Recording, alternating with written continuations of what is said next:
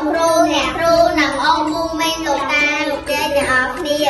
នាងខ្ញុំឈ្មោះលន់បសុជាតាខ្ញុំបានឈ្មោះសម្បូររតិកាពួកយើងជាសិស្សនៃសាលាអន្តរជាតិ Best Way ទីខ្ញុំនិយាយអំពីបរិស្ថានមានសារៈសំខាន់ណាស់ចំពោះជីវៈមានជីវិតរស់នៅទាំងអស់នៅលើពិភពលោកពីខាងណាធ្វើឲ្យមនុស្សសុខភាពល្អ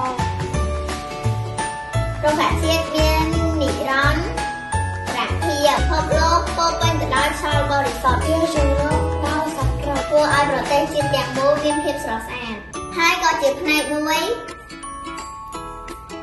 នៃការចូលរួមអភិវឌ្ឍប្រទេសជាតិយ៉ាងសំខាន់នៅថ្ងៃទី5ខែមិថុនានេះជាថ្ងៃអបអរសាទរទិវាបរិស្ថានជាតិនិងបរិស្ថានអន្តរជាតិលើកទី29សូមអូនពុំមេងលោកតាលោកយាយទាំងអស់គ្នារួមគ្នាការពារបរិស្ថានជាតិនិងបរិស្ថានអន្តរជាតិសូមអរគុណ Nature is here, nature is there, nature is around.